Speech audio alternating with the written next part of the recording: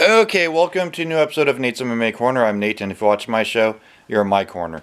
Today's episode is a doubleheader again, post-fight for UFC Fight Night. Dave Vazon versus Joseph Benavidez for the UFC flyweight title card, post-fight rundown of that card, and then also a pre-fight for UFC 248. So, got a lot to cover, and I'll make this a quick episode. So, in the main event, we had a catchweight bout with Devazon Figueiredo versus Joseph Benavidez for the UFC flyweight title.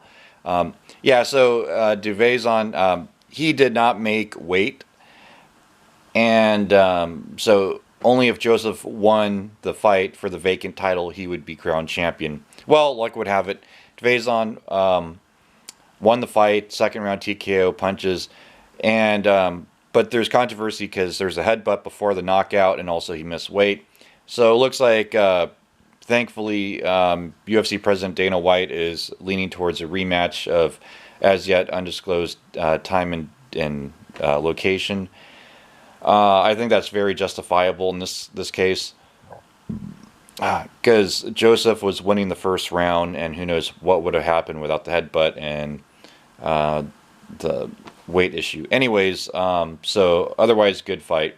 Then in the co-main we had women's featherweight clash with Felicia Spencer versus Zara Dos Santos, and this one TKO elbows and punches round one finish for Felicia. Great fight, and I think Felicia should get the next title shot.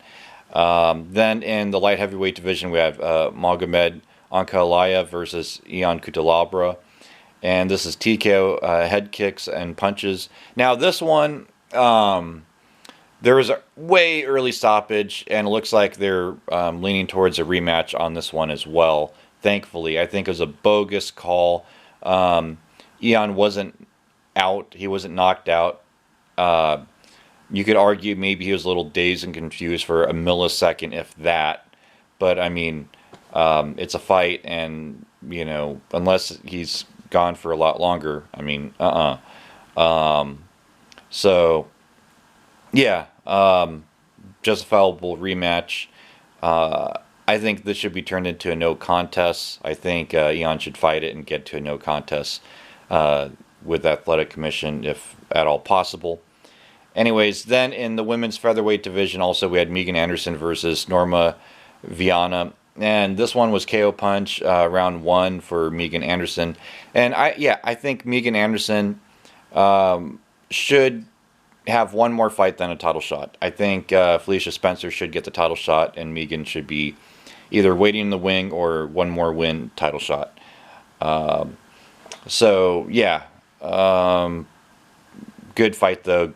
Both Felicia and Megan looked impressive. Then we had a catchweight bout at 149.5 to kick off the main card. Grant Dawson, Derek Minor. And Dawson missed weight, I believe it was, and Derek Minor was a massive underdog in this fight. Submission rear naked choke round two win for Grant Dawson. Grant Dawson looked good, but yeah, he looks to make weight next time. And yeah, that wraps up this post fight. Now let's get to the pre-fight of UFC 248. So in the middleweight division, we have for the UFC middleweight championship, Israel Adesanya versus Yoel Romero, and I got Israel winning this by decision, outpointing on strikes, working the jab, winning basically clean 5 rounds to 0. And I don't see this fight being overly exciting. I think it's going to be a chess match of people running back and forth, afraid to be taken down, afraid to get hit. Yoel Romero hits hard, and I can see Israel, very quickly backing away and using his reach and height advantage and his speed and his cardio to his advantage, and just trying to keep away. And Yoel just kind of headhunting, and but also being careful because he gets hit with a couple jabs from Israel. He's going to be playing it safe. So I see this fight ending in a decision win for Israel.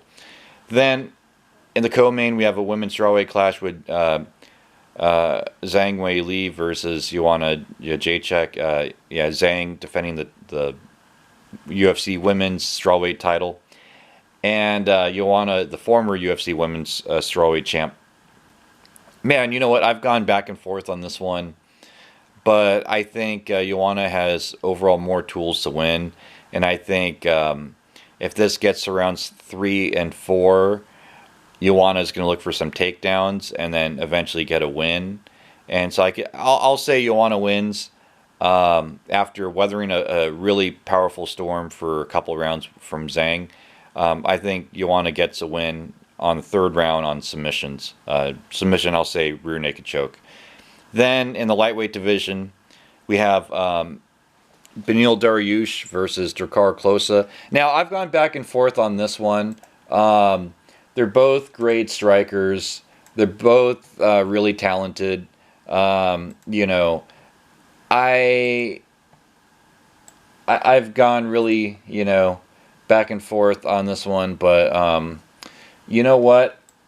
I'll say, gee, oh man, got to look at these stats again. Gee, you know what, man, I could see.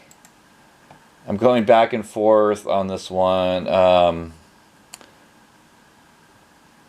I'll say Beneil by rear naked choke round 2. I think because Beneil's submission skills are way better, and I think he'll look to take this to the ground.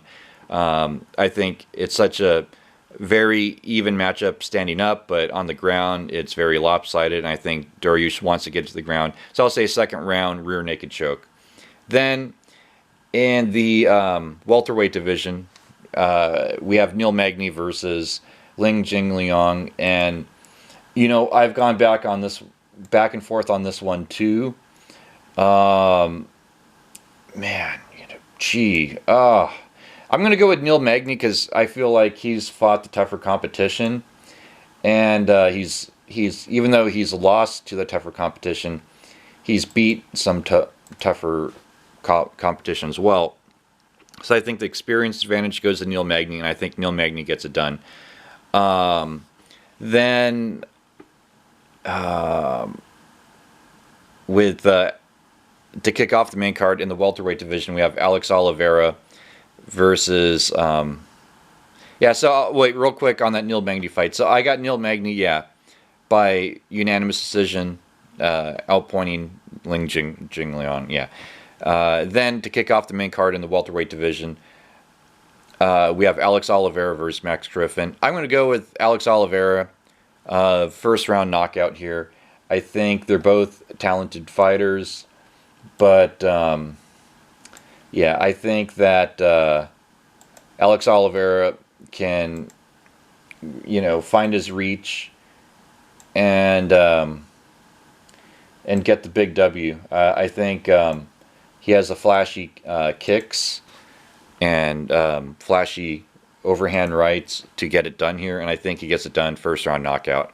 They both, Alex Oliveira and Max Griffin, both need wins desperately in this fight, so this could be a loser leaves town sort of match. And that wraps up the pre-fight show for this, and also Sean O'Malley versus Jose Quinones. That's going to be a great prelim. And you got Emily Whitmire versus Poliana Viana in the ESPN Plus early prelim, so stay tuned for that. And as always, until then, see ya.